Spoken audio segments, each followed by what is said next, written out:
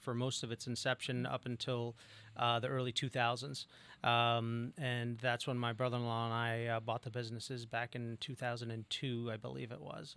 Yeah, it was a while ago. But and we moved the company to our current location, which is in Windham, New Hampshire, right next to Salem. Yeah. And it's funny, most people from Mass, wondering like where Windham, New Hampshire is. It's only 45 minutes north of Boston. It's super close to Boston. It's not that far. We started the business. We moved it over there, and we were able to really expand our operations so that we have everything is based out of that location. So all of our sales our sales team for that area is based out of there. But more importantly, all of our manufacturing, and we'll probably get into that, is based out of that location as well. So all the installation crews that you see, the blue trucks, driving around the state, they're all based out of that spot as well. And then back in, I want to say, 2008, we expanded and we moved over to the Seacoast area over in Epping, New Hampshire, which Route 125 is sort of the north-south corridor in that area. Yeah. And that area is just exploded with growth over the past 10 years or so. Right. That corridor is, it's where 101 and Route 125 intersect in Epping, New Hampshire there. And it's been a great spot for us, and it's been able to allow us to expand our business. We actually have two companies. We're talking about the fence company. We have another company called the Stove Shop. So they're both together in the same spot. So it worked out good. We were able to open up that location and expand our services and everything out that way as well. And then a couple years after that, I want to say it was probably around 2014-ish, we opened up our third store in Manchester, New Hampshire. Wow. And so Manchester, obviously, so now we sort of have a triangle. If you look at it from a map perspective, we got the three locations, and we just view it as a company. Like, inside that triangle, that's like our sweet spot. That's really where we like to work. And then it branches out from there as well. Tell me, what makes you make a split decision that says, okay, we're expanding, and pick the right location? Because, when you first start off, you're like, all right, let's take the company back, let's keep that vision moving forward. Oh, wait a minute, now we're blowing up. We need to expand. How do you pick that location? Yeah, it's definitely not a split decision. It's something that takes a long time, and you do a lot of research, and you figure out. And what we do as a company is we'll look at our service boundary on where our customers are from, where are we getting customers now. And so before we opened the store in Epping, it was really, okay, we had this one location where the bulk of our customers, and really for us, our store in Windham really covered the southern New Hampshire area well, and like Merrimack Valley, Massachusetts area, the northern part of Merrimack Valley. Really did a good job of covering that. But we saw other parts of the state that were experiencing a lot of growth, and we wanted to see, all right, where's a good spot for us, and that's sort of how we started it out. We actually rented a store over in the Epping area first, sort of did a little test market before we really jumped in with 2 feet, and man, I would say we only signed like a 2-year lease on a small little spot, and I would say about 8 months into what we realized, all right, we need to find a permanent home out here. Yeah, we need to extend the lease. Yeah, it was great. So we ended up what we ended up doing is we ended up building a facility out there, and we were able to move into it, and it's worked out great. So, I think for us, we need to be very realistic on where we can service, most importantly, because our products are not products that you just come in and take something off the shelf and then you never hear from us again. Whether it's in our stove business or our fence business, you're going to need it to be installed, or you're going to need it to be fixed at some point, or maintained, or whatever it may be. So we like to have a close touch point with our customers. And so having those geographical areas so customers can come to us as easily as we can go to them was really important for us. Hey, maybe we had an enclosure. Maybe we would like to add a door. What do we do from here? Because that's important. We noticed that in today's industry, everything is a fast turnaround, fast installment, see you later, never hear from you again. But it's important to stay in touch with small businesses, and that, in your case, not as small businesses, still have that customer to customer, customer to owner interaction to be able to have that longevity, consistency, and that's important. Now, tell me a little bit about the differences, because for the listeners that are listening, they think fences, they think homes, right? Yeah. But fences is everything: highways, infrastructure, you name it. Construction, even across the street, temporary fencing to keep pedestrians out for their safety. Right. What type of clientele do you have? Well, we really break the company up into two different groups, and the part of the company most people see is our residential fence. So it's the stuff that we do for people's backyards, right? So the vinyl or wood or chain link or ornamental fence around a pool, for example. There's a lot of different options there, and our residential fence is our sort of our bread and butter around here, and that's fairly common. But you touched on another segment of our business, which is our commercial side. Right. And whenever you think about it, if you got kids in school, right? So all these schools, there's chain link fencing all around it, or other types of fencing. The airport, so like Manchester Airport and Nashua Airport, we've been working at those facilities for years and years and years. They're always adding on or moving things around. Right. And then another part of our business that we do a lot of work in is on the government side. There's, believe it or not, there's different ratings of fence for anti-intrusion for crash rating. Really? So on military bases, so like for example, the Portsmouth Naval Shipyard, for example, you can imagine the security's really tight there, right? Because they have nuclear submarines there, right? Absolutely. So it's a very very secure area. So they need to have specific kinds of fencing installed there. And over the years, we've become proficient at that, and we have guys on our staff that are trained and certified to install those kinds of special barriers of fencing. And some of this stuff will stop an 18-wheeler at 50 miles an hour, like literally, it's crazy. So it's very intricate. It's not an easy installation. These kinds of things. There's a lot of huge concrete bases with cabling and everything else. So we run the gamut. So everything from Mrs. Jones's white picket fence in her front yard to an anti-intrusion fence at a military installation, and everything there in between. Wow, that's interesting. One thing that I love about your company is that it's not only is it American made and manufactured, but it's Granite State made and manufactured. Tell me what made you make that decision? Because for entrepreneurs, we understand that everybody's like, hey, patriotism, making it American made but it's costly. But you keep it at a fair cost and approachable to all your clients. What made you make that decision? Well, for us, what was interesting is, we touched on a little bit ago, is that, back in the day, it was really, there wasn't a lot of options as far as fencing was concerned. You had your chain link fence, and you had like a wood stockade and maybe a picket fence, and really was it. Now with the technology the way it is, vinyl fences become very prevalent. It's all over the place. Everyone sees a white vinyl everywhere.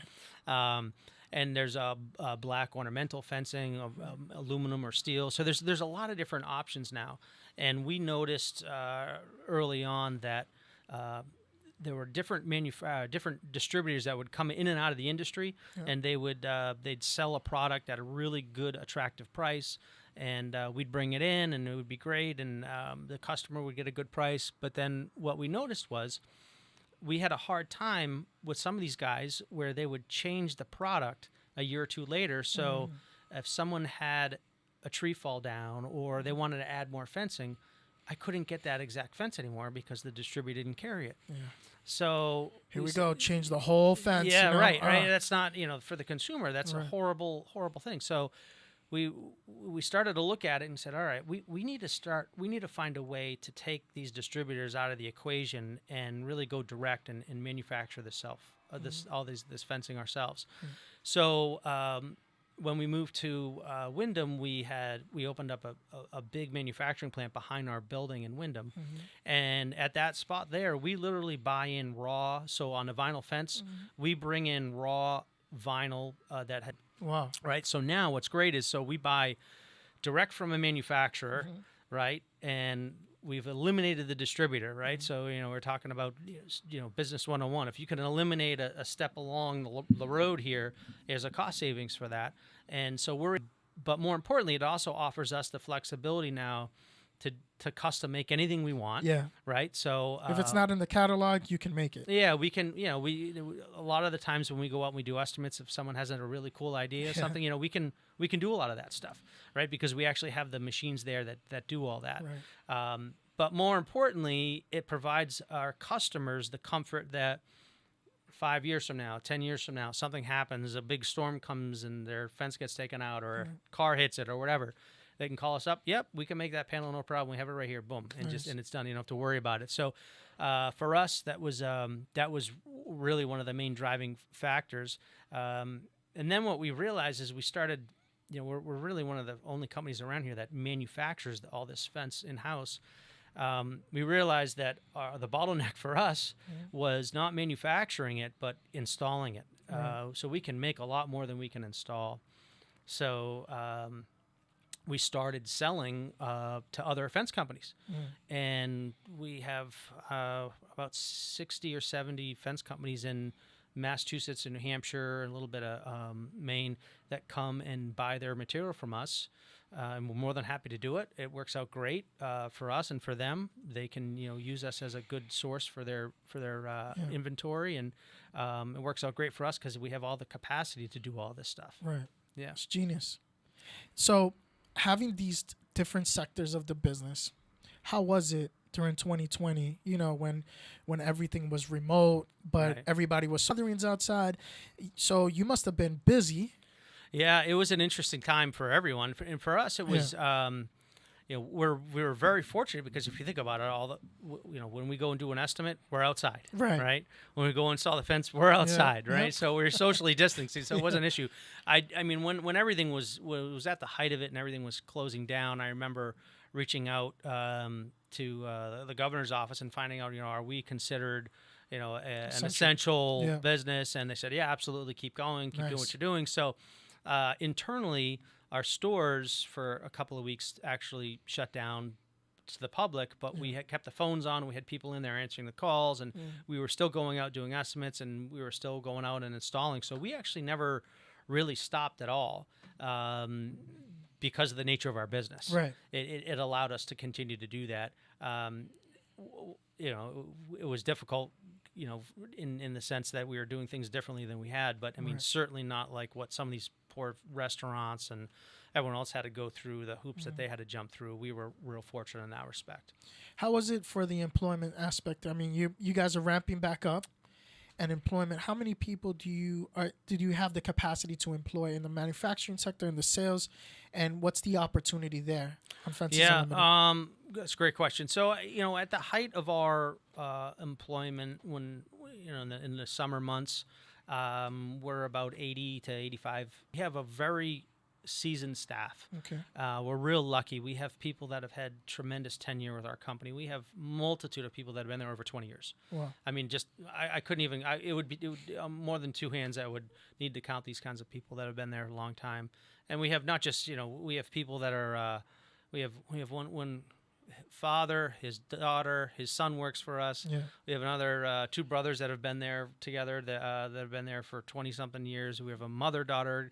We have a lot of that family kind of atmosphere. Stuff. Very much a family atmosphere.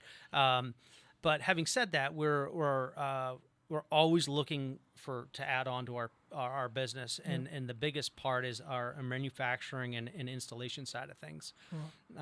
That's where we really could use more people. We're no different than any other industry. It seems like everyone's hiring these days, right? We're fairly selective on how we do it. We don't necessarily need to have fence experience to come and work for us, but general carpentry level kind of experience certainly helps. But we provide all the on-site training. I mean, we have in our manufacturing plant is there's machinery in there that unless you've worked for us before, you've never seen it before. Exactly. Right. So we provide all that training. We provide the OSHA training.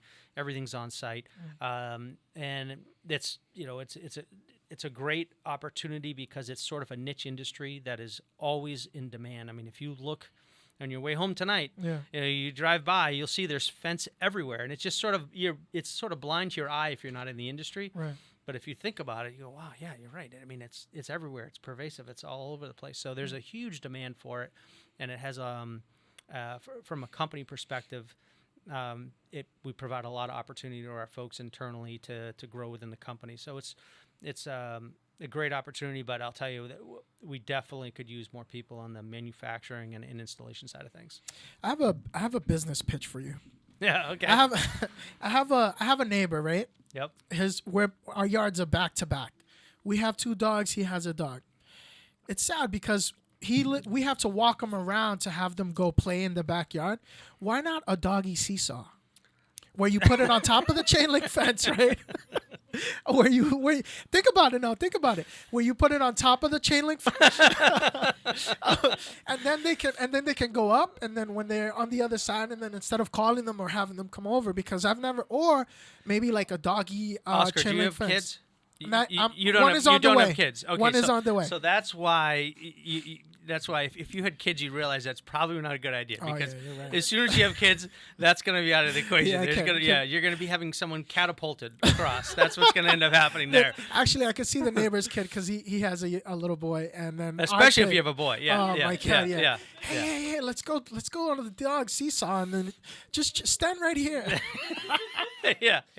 Oh man. Yeah. No, I'm gonna respectfully take a pass on that. All right, thank you. I mean, I respect that, but you have more experience, so it was just an idea. I have to shoot my shot. Yep. You know? Yep. No problem.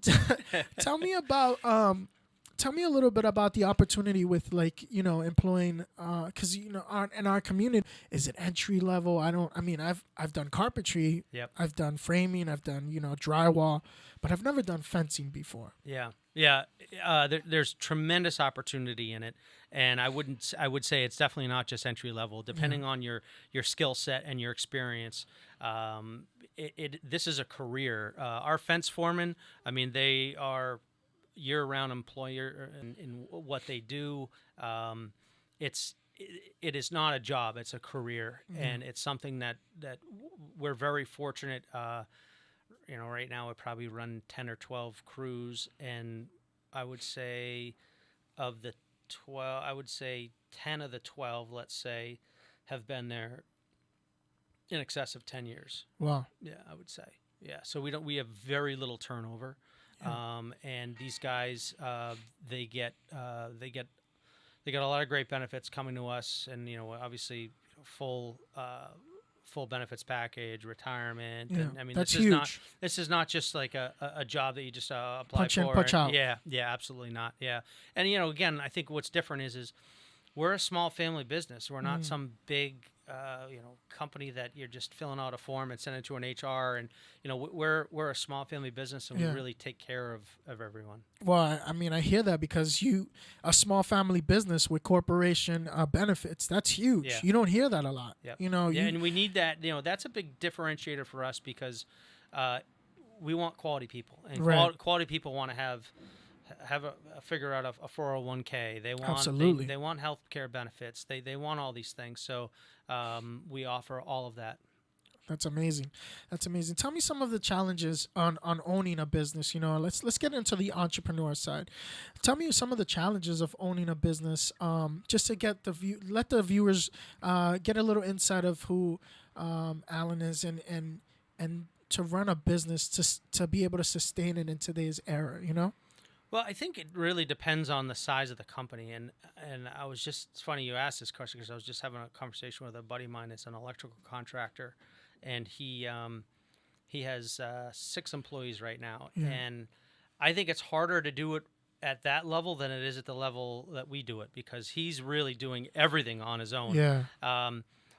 We are really fortunate that we have the most unbelievable staff, and it's our people that do our accounts receivable, accounts payable, finance, human resources. These people have been with us forever, and it allows me on a Monday afternoon at 12:30 to come out and sit down and talk with you, and not worry about things are still running smoothly. So I would say that's a luxury. Yeah, it's a luxury, but so it really boils down to people. It is, and I don't care if you're in the fence business or the marketing business, whatever it is. It's all about the people you have, and we're very, very fortunate that we have just unbelievable, dedicated, fantastic group of people for our company, and we're just big enough where we can have people doing all these different parts. I think from an entrepreneurial side of things, when starting out, that's really the hardest time because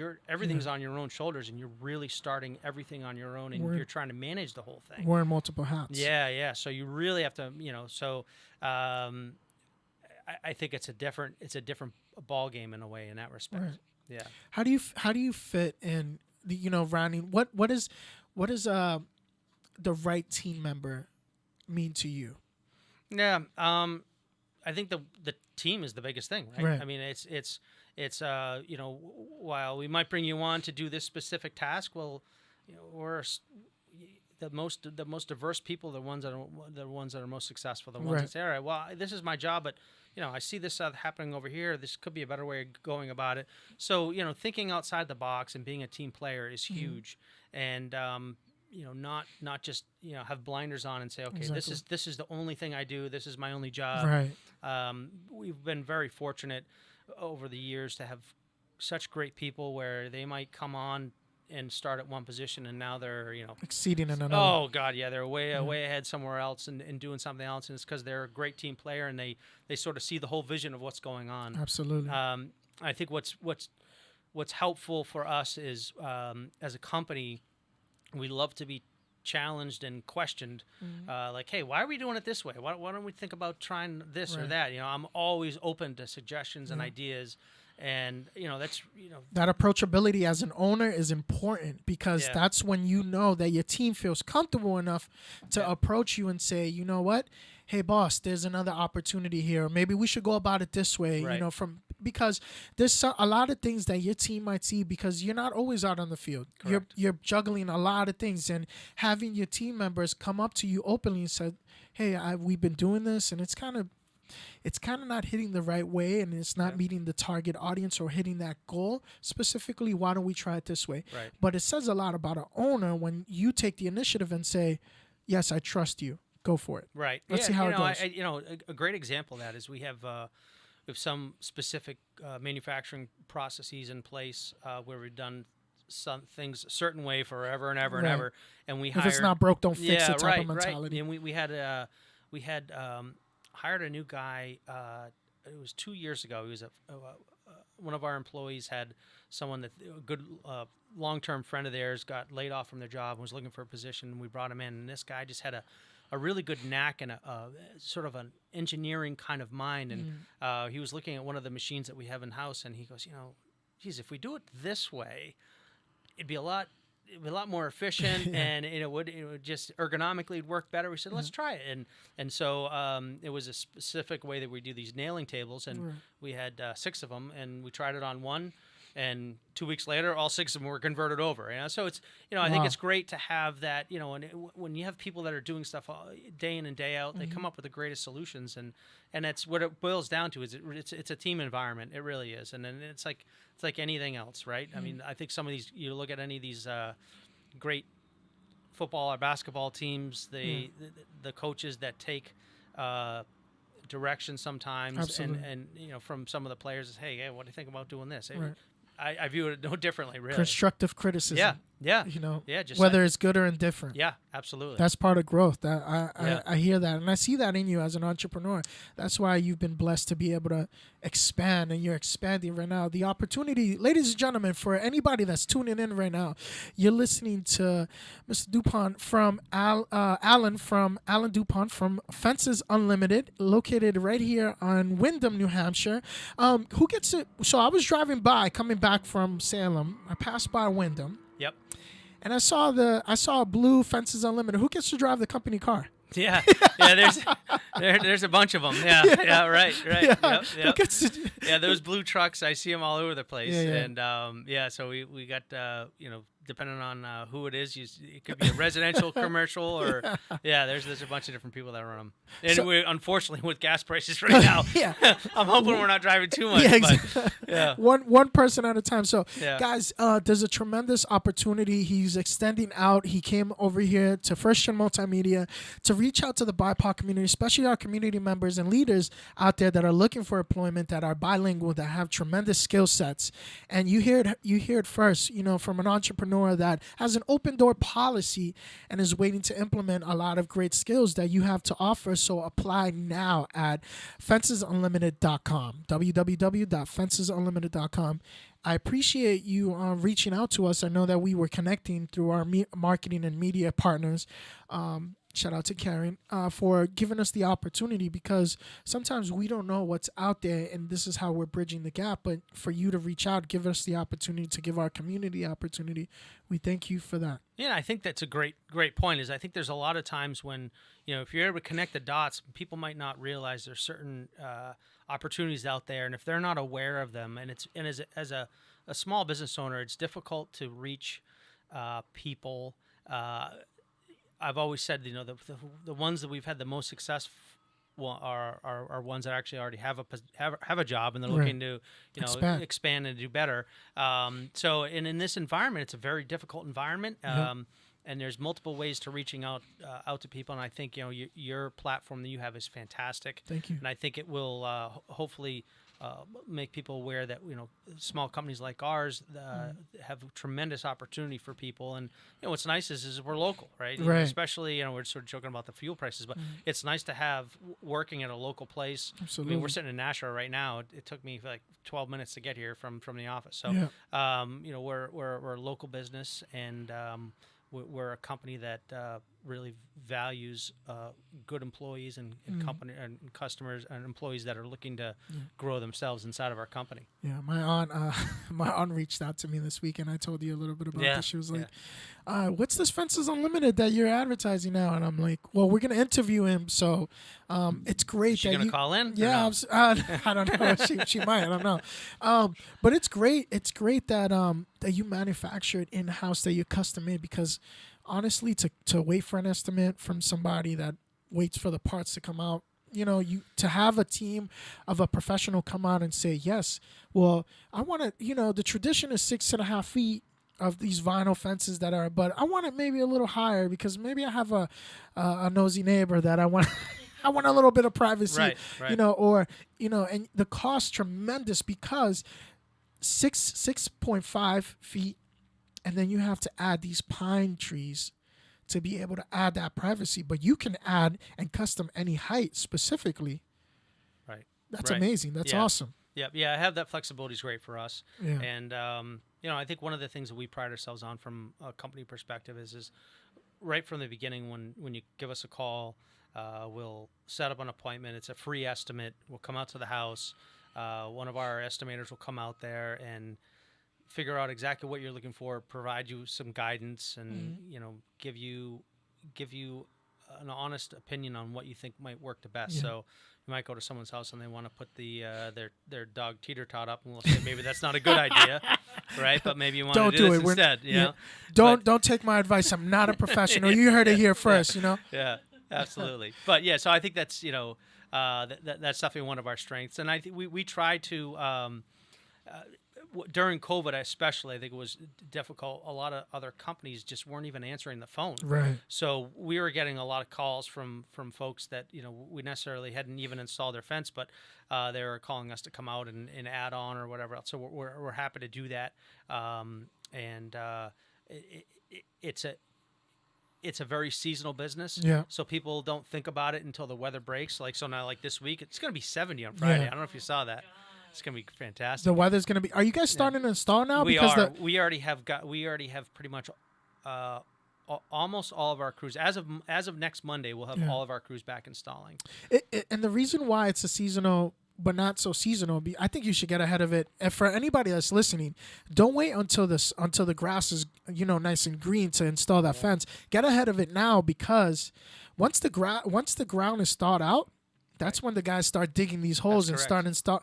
And I've been waiting. I've been waiting for my wife. Hey, can we get the dog fence outside? Because now we're gonna have a baby, and the dogs. We want to send them outside so they can stretch out a little bit while we're inside with the baby. And we were talking about this. We've been wanting to get a fence installed before we met you. In the wintertime, I was like, well, they have these machines to be able to. But no, that's as solid as concrete. No, we actually do. We go year round, believe it or not. Really? And not so much on the residential side, but on the commercial side. So we were actually up Manchester Airport for a long time this past winter doing some work up there, and we have augers to go down, but those are bigger machines, not something you'd want to put in your backyard, to make a mess. But fortunately, this weather, we've been really lucky. This winter's been pretty easy. It hasn't been that bad. Maybe 2 or 3 snowstorms. Yeah, and it's really not the snow that kills us. It's the frost. Yeah. It's the cold. But now that the sun's up higher now, and this week is pretty much gonna just blow it out for us. We'll be going. So it's definitely we'll notice our phone will start to light up as soon as the weather starts to break, and all of us get in our own backyards and start looking at stuff, going, all right, how do we? Yeah, I'm already looking. I got some projects back. Right. So as soon as you start thinking about the projects, that's when the phone starts ringing. And it's the only unfortunate part about the whole COVID thing for us is the manufacturing of the is getting the material from the manufacturers. But I think we've done a good job internally. We've stockpiled a lot of inventory to get us going, but we're not different than the car manufacturers or anything else. I mean, everything is affected by it. Let me ask you, what's the process? What's the timeline between estimate to installment? It varies tremendously based on the time of year. Or what you're getting, what kind of custom job you want. Yeah. And you know what? For us, it's more about the backlog for our installation. Yeah. And it can be, depending on the time of year, it can be as quick as a couple weeks to as long as 10 or 12 weeks. Wow. Yeah. It really depends on the time of year, and we end up getting backlogged, and that's as we were talking earlier. That's why for us to augment our business, we sell a lot to other fence companies because we can only install so much. Yeah. And but we can manufacture a lot. Mm-hmm. We can make a lot of stuff. It's just so when customers call us and we can't get it in time, we'll offer them, say, hey, you know what, you can do it yourself. We'll actually we'll loan the tools out for them if they want, and we have people that do that as well. So I can see myself coming back and said, maybe I installed this wrong. Yeah, well, I'll tell you, it's not the easiest thing in the world to dig in a state that's called the Granite State. All right, trust me. Right, I saw my neighbor flatten. He has like a big lot in the backyard. Yep. He was flattening that, and he had an excavator. Started hitting boulders, boulders. Oh man, I wanted to even out my backyard, but I said, nah, I don't. It's definitely not easy. When years have passed when we go to a trade show and we'll be talking to other contractors and we would talk about we live in New Hampshire, the Granite State. Granite they go, State, oh my God, you guys are crazy. How do you install a fence up there? It's I mean, it's not easy. Some of the jobs, and it's pretty funny depending on the town. Yeah. Certain towns have better digging conditions than others. Believe it or not. Yeah. It's just bizarre, just the way that, I don't know, a million years ago when the glaciers were, receding, depended on where more of the sand was versus more of the rock. I think. I don't know. That's interesting. Yeah, it's interesting. Is it easier on the seacoast? You think than more of like the middle part of the state? Like Concord, Manchester. I don't want to call out any specific towns because I don't want to All right. But there are definitely some certain towns that are easier to install in versus others. It's just and it's bizarre. I mean, you could. It could even be as your house might be a cakewalk, but your neighbor might be all ledge. You just don't know. You just don't know. Yeah. A weekend project came out to us, whole season project, and I was just like, I feel for you, man. I'm sorry. I just, but there's a reason why we're probably called the Gate City. Could be because it's easier to install around here. Again, I think it depends on the part of the city you're in, the part of the town you're in. Yeah, yeah. Nashua is a pretty big area. Tell me, what are the most popular fences that you guys have that separates you from any competitor that's out there that you can manufacture that people don't oversee or people are surprised at all the time? I think the most popular fence nowadays, it seems like, is vinyl. Yeah, why is vinyl? That? Well, because it's low maintenance. You don't, a wood fence, you have to stain it, right? Yeah. Right, or you don't really. You don't have to. You don't have to necessarily stain. I mean, I still like the look of a nice wood fence, but they like the maintenance-free portion of it. Pressure wash it every once in a while if you need to. It's embedded in concrete. It'll last a long time, and we manufacture that fence I think what's a little different that we do that most other companies don't do is inside the panel, we actually put steel and aluminum. We put aluminum inserts inside the panel to make it more rigid and more structurally Gotcha, sound. If you go to like a big box retailer, they're definitely not doing that. No. Their posts are different. Our vinyl is a structural vinyl where it's actually hollow inside, but it's structural, and it goes right in the ground. It's embedded in concrete. Nice. And it's routed. It's not held on with brackets, so it's not like a little 5-cent screw that's holding your fence together. Gotcha. It's all routed together, so it'll last a lot longer. So it's a good quality product. The big box stores, they definitely can sell stuff at a lot cheaper, but it's not an apples to apples thing. It's an apples and oranges deal. Yeah. I have we have a boat we want to put in the backyard. But when we fence off our driveway, we want to kind of extend it out. So we just put it in the backyard tuck it in a corner. How big are your openings to be able gates? Yeah. It's what sort of. I'm glad you asked that. Another part that's unique to us is we're not dependent upon a distributor giving us gates that are 4 feet wide or 8 feet wide. We can make anything you want. So if I come to your house and I say, all right, Oscar, how big's the boat? What do you need? And I need a 13.5-foot wide gate. Okay, great. I can make that. No problem. That's awesome. So we can do that, That's which awesome. is unique. So that's a benefit that we have. I wouldn't recommend that. No, why is that? I would follow that as along the lines of your doggy thing there. Yeah.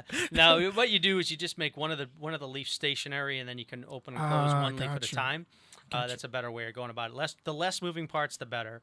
That's the general rule of thumb. Okay. Yeah. Interesting. I know you're a busy man. So we're gonna let you go now. But I'm excited to see the opportunities and to see a lot of bilingual listeners that are looking for it. I suggest you reach out to our friends at Fences Unlimited. And how to apply? You go to www.fencesunlimited.com. And reach out to Mr. Dupont himself to be able to Gabord, sorry, That's okay. to Mr. Gabord himself to be able to see the opportunities. But a family-owned business, running at a corporate style and the benefits, and it's important, especially when you're looking to transition, jobs and employments. Open door policy, an entrepreneur, just like ourselves here, and strictly wanting to thrive and exceed for the community. So thank you so much, Mr. Gabord, for Oscar, I appreciate having me today. This is great. Coming out, and it's exciting to hear you and to see all of your ventures, and we want to see you grow, and we support you, and we appreciate you supporting us. Great. Thank you for stopping in today. Appreciate it. Thank you very much. Thank you guys. You guys are listening to Ask You for a Friend with Alan Gabord here from Fences Unlimited right here in Windham, New Hampshire, and also a big sponsor of us, so a new sponsor. So if you have any questions with estimates or employment, please reach out to fencesunlimited.com. Stay tuned, and we'll be right back after these messages.